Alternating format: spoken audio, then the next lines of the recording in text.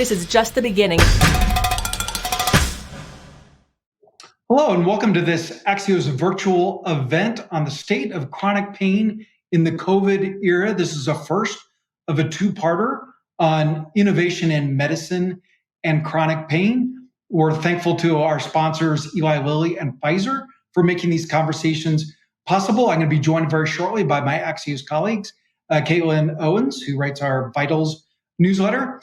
I'd like to thank all of you for joining us on YouTube and on Facebook and on LinkedIn and on Axios.com, all the ships at sea, all the ways that you watch Axios virtual events. We'd love for you to follow along at hashtag Axios events, and you can see all of the highlights at Axios. We're going to be talking today about access to medicine and treatment for pain in this era. And our first guest is Congresswoman Annie Kuster of New Hampshire. She started life as a community activist and as an adoption attorney, and she has it in her blood. I think this is the first interview that I've done where our newsmaker is the daughter of a mayor and the daughter of a state senator. So Congresswoman Annie Kuster of New Hampshire, welcome to Axios. Great to be with you, Mike. Thanks so much for having me. So talk about innovation. You are voting virtually. You're at your home in New Hampshire, but you're going to be casting a vote very shortly. It's perfectly legal. Take 2 seconds and tell us how you do that. So it's called Proxy voting, and I'm doing it via my good friend and colleague, Julia Brownlee. I have a condition, prior health condition related to asthma, and I've been advised by the physician after 7 trips to DC not to make the trip right now when the flights are so crowded and there's so much COVID-19 in our country. Now, Congresswoman, we're going to plunge into the news at hand, but first, we have to pause. Congressman John Lewis, one of the great humans of either of our lifetime. I know that you know Congressman Lewis very well. What's one thing that we should remember about him, one thing about him that can inspire us? Well, John was such a gentle giant. You know, he was only 5'9", but definitely the largest person I ever met in real life. I had an extraordinary opportunity to travel with John to Selma and Montgomery in 2019. And I had this experience on the bus. We were driving to Selma and he started telling his story. And I just put my iPhone up and captured 9 minutes of history that we've been playing all weekend in New Hampshire on television. He was the conscience of the United States Congress, and it was the distinct honor of my lifetime to work with John and be with him, whether it was the sit-in on gun reform or standing on the steps of the Capitol. He was a tremendous support to me in terms of the opioid epidemic and our task force. And I'm grateful for his leadership, and it was just an honor. Now, Congresswoman, you're co-founder and co-chairman of the bipartisan opioid task force. Tell us how your work has changed in the COVID era. Sure. So we started this back in 2015. It's a bipartisan task force, 80 members, both sides of the aisle. And each cycle, we put together an agenda on legislation related to access to treatment, long-term recovery, as well as education and prevention of opioid addiction. And so during the COVID era, we've been meeting online, as everyone has been, and we've released our agenda. You can find it on kuster.house.gov. And we've been coping here in our own districts, here in New Hampshire and across the country, with the mental health issues related to the COVID-19 pandemic and the shutdown. We've had a 30% increase between March and May in deaths from the opioid epidemic here in New Hampshire. And so we're very focused on trying to support our treatment providers and get adequate funding for mental health treatment and substance use treatment into the COVID relief packages in the CARES bill, and then the HEROES Act that passed the House. We have $3 billion to SAMHSA the Substance Abuse and Mental Health Services Administration. So to make sure we support our frontline workers who are trying to provide support during this challenging time. Congresswoman, you've been very involved in the race for a cure, the quest for a vaccine.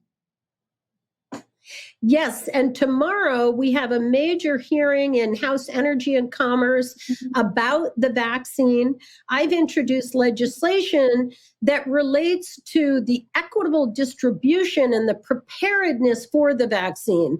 One of the big challenges we faced this winter was the lack of leadership at the federal level from the White House as states were scrambling to find their own testing supplies and the PPE that was needed for frontline workers. I want to make sure that when it comes to a vaccine, we're prepared. We have the supplies on hand, the manufacturing of the supplies to administer the vaccine to hundreds of millions of people here in our country. And that's going to be the focus of our hearing tomorrow, as well as hearing from the companies that are doing such a great job on the science and the research to come up with an effective COVID-19 vaccine. The race for the vaccine means so much to business, means so much to schools, means so much to every American. So hard to know what to believe. You have access to the best intel there is. Like, what is your optimistic and realistic case for when there might be widespread availability of a vaccine? Well, we were on a Zoom call last week with Pfizer, for example. They're talking about 100 million doses by the end of 2020 and 200 million doses in 2021. I know there's a company called Moderna from Cambridge, Massachusetts, right here in New England. There are about 7 companies that seem to be having very promising results. We're headed into the phase 2 trials that is testing the vaccine on human beings, on individuals. And then by September, October, we'll be headed into the phase 3 trial to test the vaccines on a larger population. So I'm an optimist, but I'm hoping certainly by early next year, we will be administering the vaccine for COVID-19 here in America. And what fuels your optimism? We have the best science in the world, and we have terrific manufacturing in place. What we really need is leadership. We need leadership from the top. BARDA is the name of the agency. I want to make sure that they have the support of Congress and that people like Dr. Fauci at the NIH and Dr. Redfield at the CDC are the people that we're taking our cues from, not politicians that may not be honest with the American people. Congresswoman, one of our big themes in this 2-part series from Axios virtual events is access to healthcare for those with chronic pain and how it's changing in the COVID era. And something you've been very involved in as long as you've been in Congress is funding for research that especially benefits older Americans. Blow our mind, excite us about something that's coming up that you know that you're hopeful about. Well, what's interesting about the approach that we've taken, partly because of the addiction to pain medicine here in New Hampshire, I've been very focused on alternatives to pain management, if you will. Obviously, there are medications that are crucially important for people coping with chronic pain, but also yoga and physical therapy and often mental health therapy. There's a very direct connection between trauma and physical pain. We saw that when I was on the Veterans Affairs Committee, that veterans with PTSD often had tremendous issues around physical pain. And so we found progress with everything from acupuncture to being involved in mindfulness and meditation. So I think the full range of options for patients of all ages, not just the miracle medication that may be available. And trust me, I do believe in that as well. Now, Congresswoman, you're not going to mention yoga and not get a follow-up. What is your hope for how that can be one part of a menu of solutions for people with chronic pain? Well, we've seen extraordinary results right here in New Hampshire. We have a hospital serving veterans where they've done this experimental providing options, and they've had amazing results getting people off of chronic pain medication, feeling much, much better, able to get back to work, back to their families, and live productive lives. So I think it's a very promising to spread this message further across the country. Congresswoman, my computer screen says wrap up, a subtle hint from my colleague, Taylor. But I have to ask you, at the top, I mentioned that your dad was the mayor of Concord, New Hampshire. Your mom was a state senator and a pioneer in New Hampshire politics. And you wrote a book with your mom.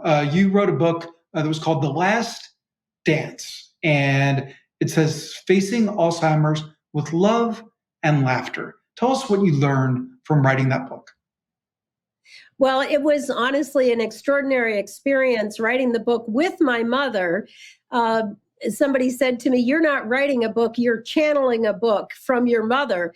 And she kept such a positive attitude. We were very, very fortunate in that way. But the biggest lesson for me was to live in the moment and focused on what's left, not what's lost. And I think that's true, great advice during the COVID era. Rather than be focused on all the things you cannot do, focus on the things you can do. And that's the mental health advice that I've heard from experts. Get outdoors, get exercise. Motion is important. Mindfulness is important. Be mindful of your gratitude for the small things in life that make you happy, the warm sun on your back, the flowers in your garden, and the people that you can safely be with. I think now people are spending more time out of doors, safely distant, but with loved ones, and pandemic. Amen. Love and laughter, Congressman Annie Kuster, you inspired us at the top. You inspired us to go. Thank you very much for joining Axios. Terrific to be with you, Mike. Thanks so much, and stay safe. Wear your mask when you go out and about. Back at you. We'd like to thank our sponsors, Eli Lilly and Pfizer, for making these consequential conversations possible. And now we're going to hear a short video from our partners.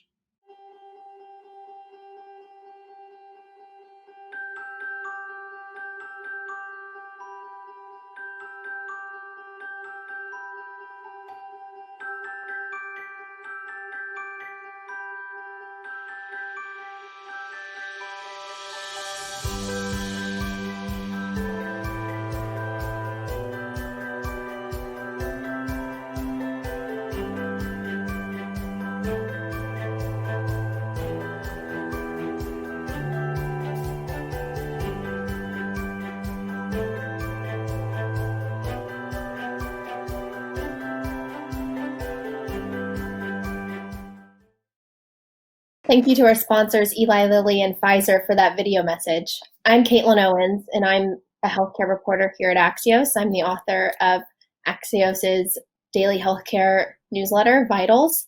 And I'm here with today Dr. Tuhina Neogi, a rheumatologist and epidemiologist at Boston University. She is a former chair of the FDA Arthritis Advisory Committee, and she is chief of rheumatology at Boston Medical Center. Welcome, Dr. Neogi. Thank you for the invitation. I want to talk to you today about chronic pain in the age of the coronavirus. This is something you deal with in your regular job all the time, even pre-COVID. So I would just love to hear that as the pandemic has kind of swept through the United States and elective care has been postponed and our whole healthcare ecosystem has changed, what impact has that had on patients who have chronic pain? The most obvious impact is the restriction in in-person care at the beginning of the pandemic. Healthcare systems, whether solo practitioners or academic medical centers, had to immediately pivot to ensure the safety of patients, staff, healthcare providers, et cetera. So all in-person visits were really limited to very urgent needs. And what that means for chronic pain patients is they often had to make a decision about whether or not they wanted to venture out, take public transportation, come into a building where they might be exposed versus trying to manage their pain on their own. So as a concrete example, often in osteoarthritis, which is the most common form of arthritis, patients can have a swollen knee joint as an example. And one effective way of relieving pain can be taking a needle to remove the fluid from the joint and injecting it with steroids.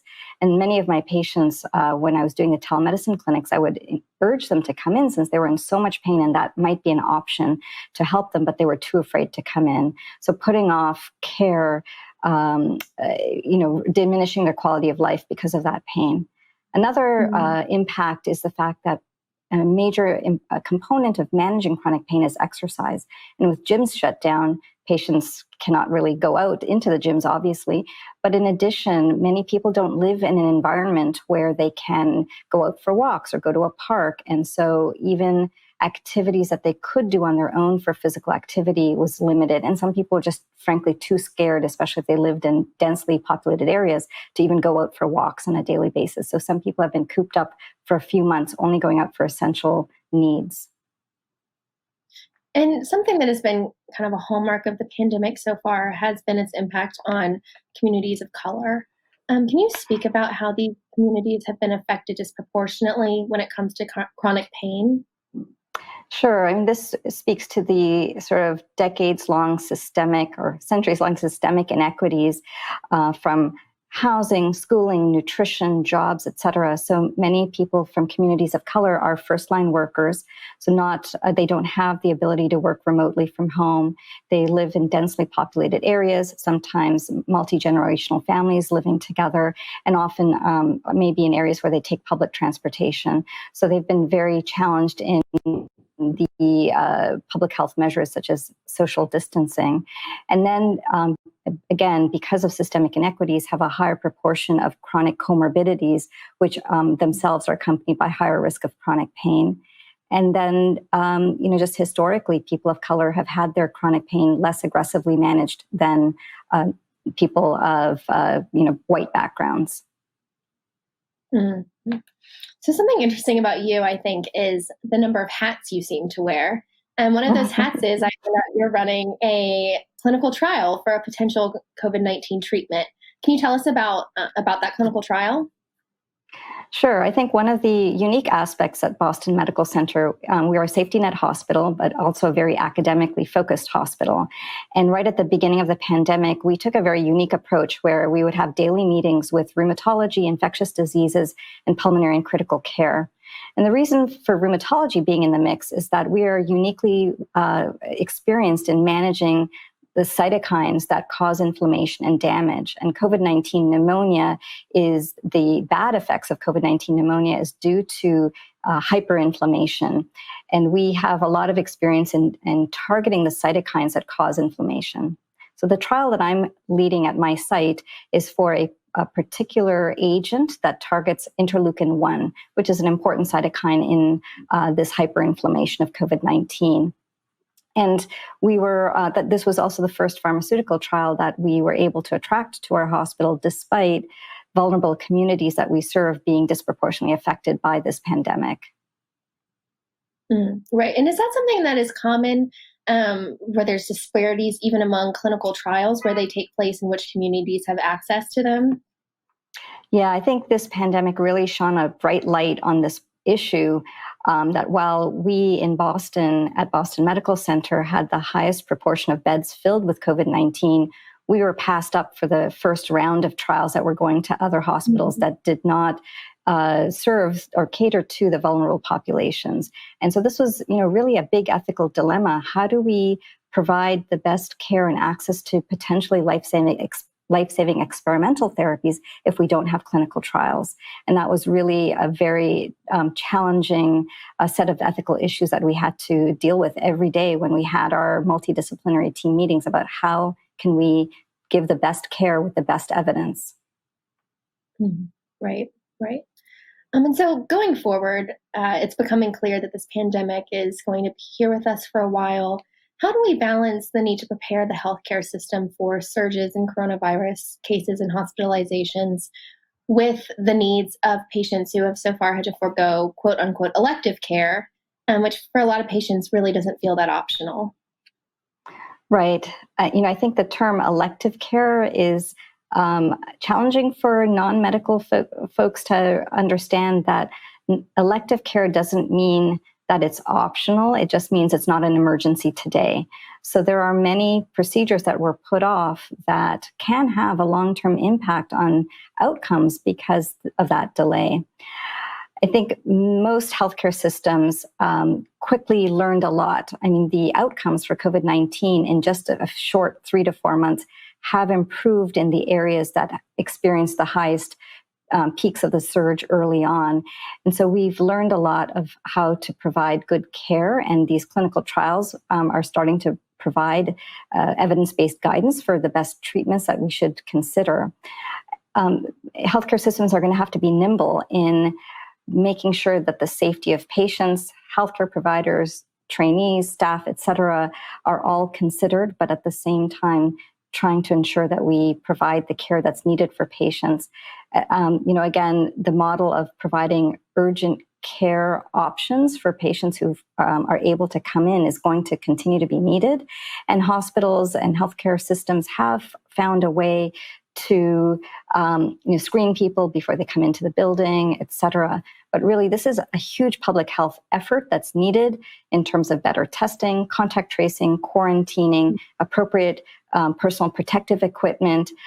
This is an issue beyond just what you do when you come into the doctor's office. This is about social distancing, masks, hand hygiene, all the elements that are needed to ensure that patients can safely come in when when they need care. Right.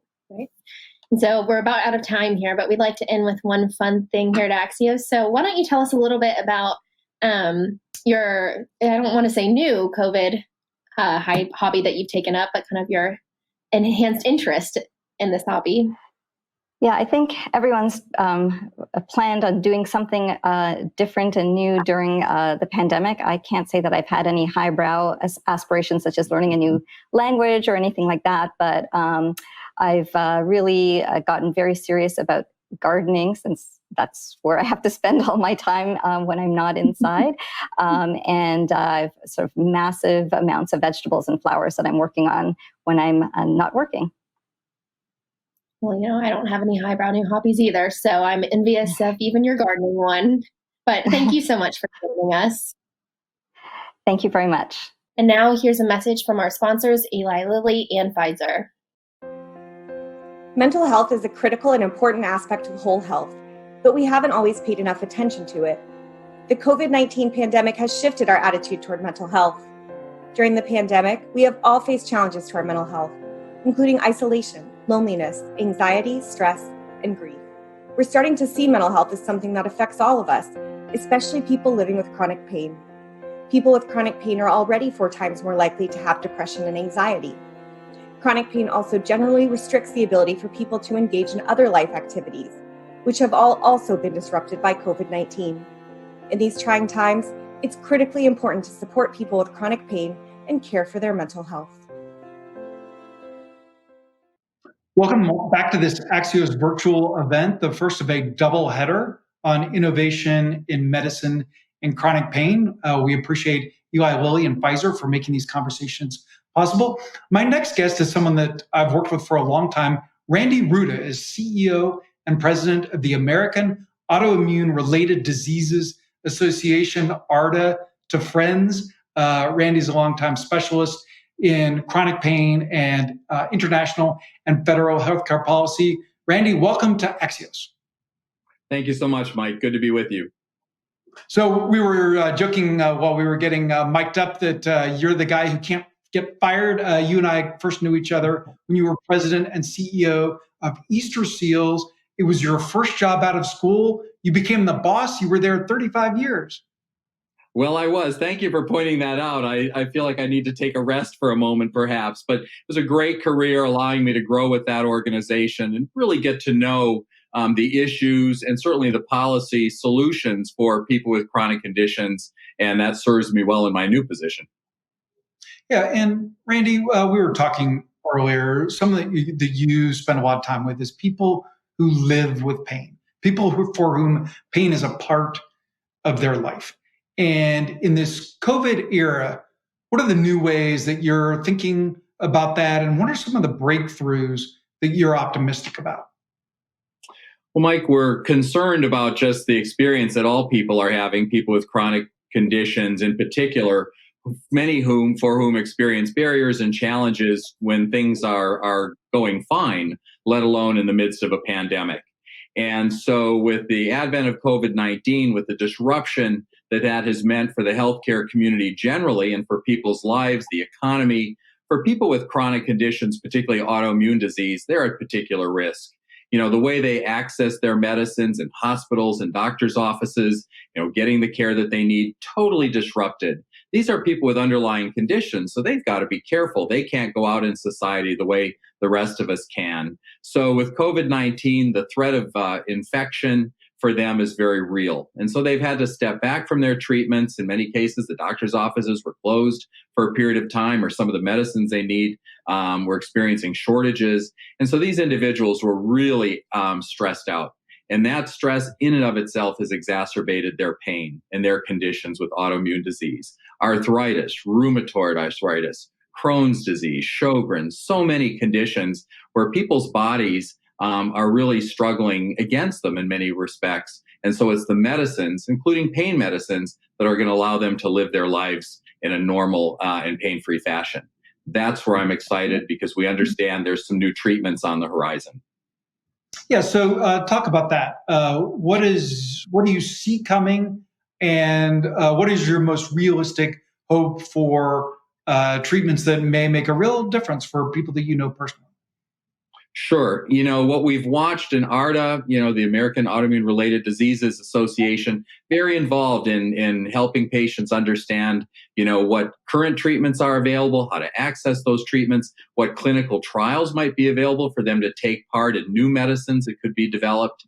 And so that's a role that keeps us kind of at the forefront and paying attention. As you know, over the past several years with the advent of the opioid epidemic, were real challenges. People really became very cautious about seeking medication. In some cases, they weren't taken seriously, almost suspect, perhaps, for going to the doctor and talking about their pain.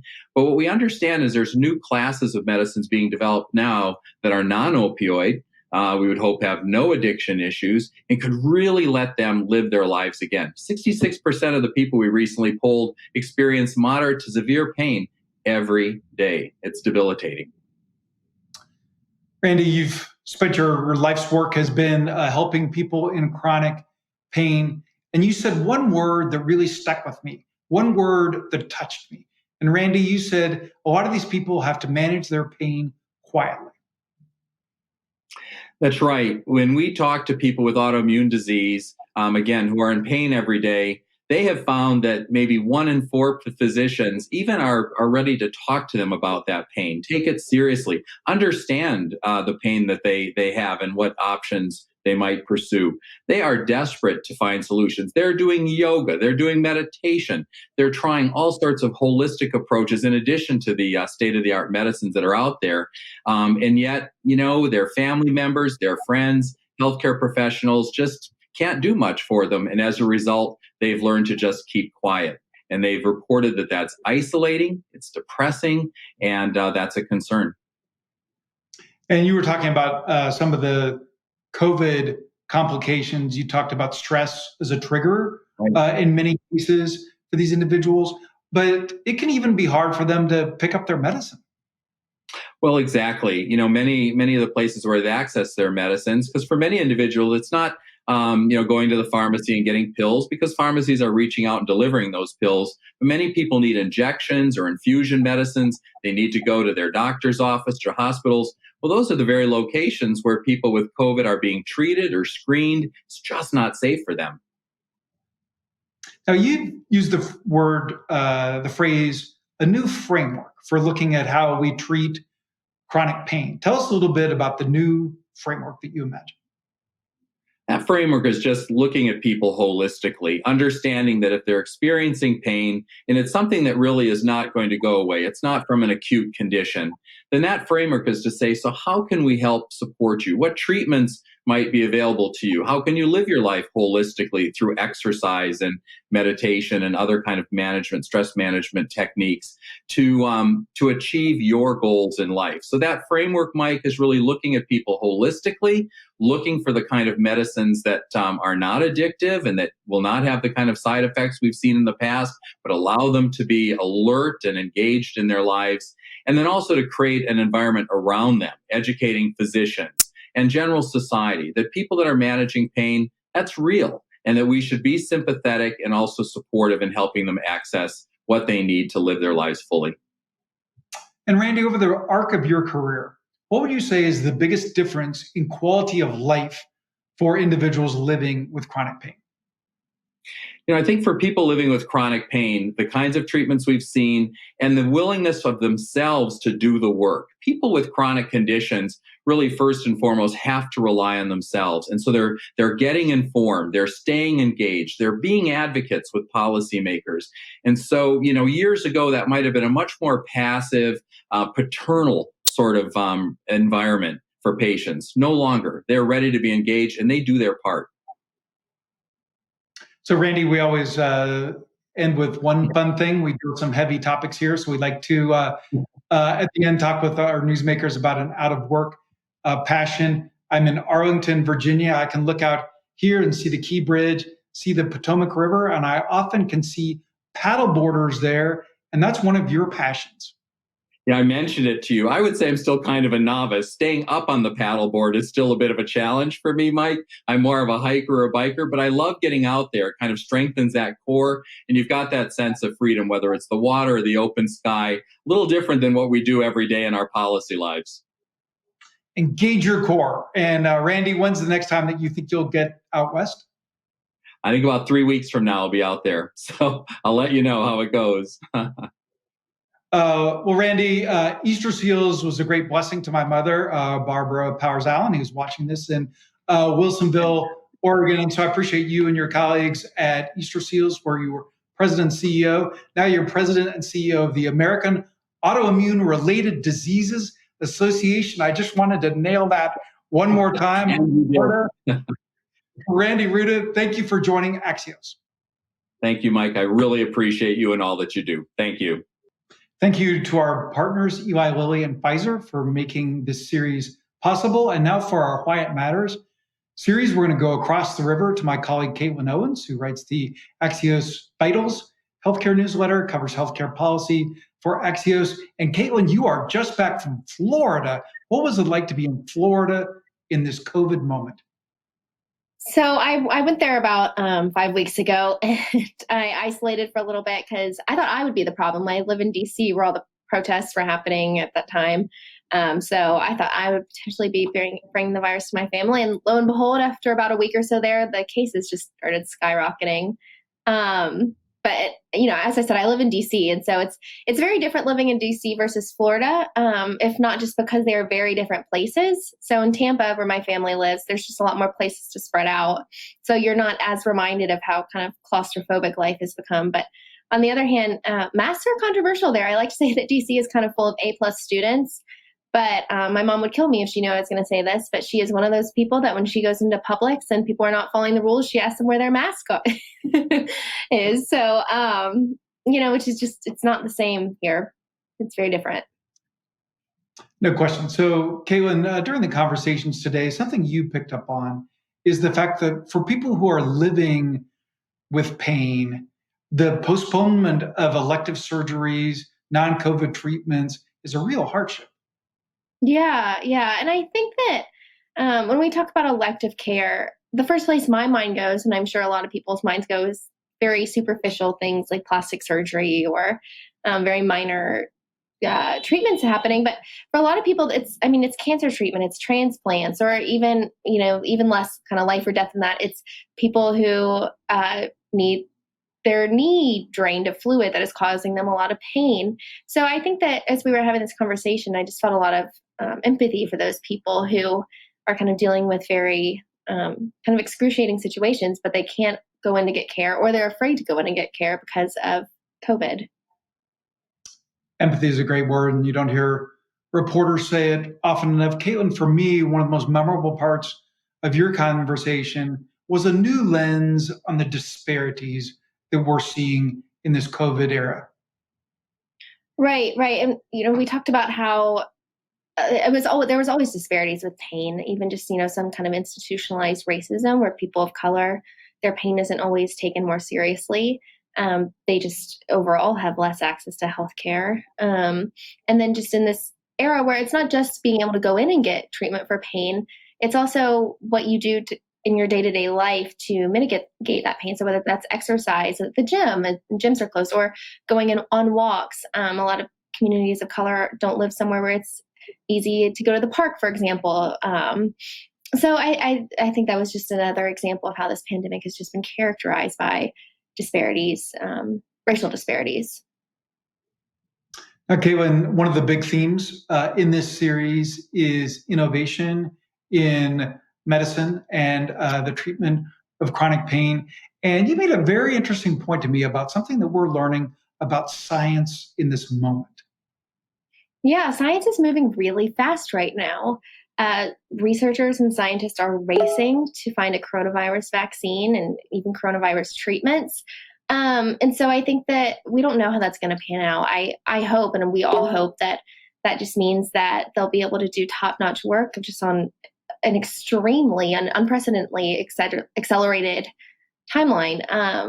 But it's kind of going to be it's going to be one for the history books how this works out. Well, Caitlin Owens, thank you for your coverage. I know you're off to write your morning newsletter, Vitals. We appreciate your conversation today. Thank you. I'd like to thank our partners, Eli Lilly and Pfizer, for making this series possible. Thank all of you for watching from my home and probably to yours. We appreciate with what you're going through in your family life, your work life, being with us. I'd like to thank the Axios events team for this miraculous production, and I'll see all of you on Axios.com.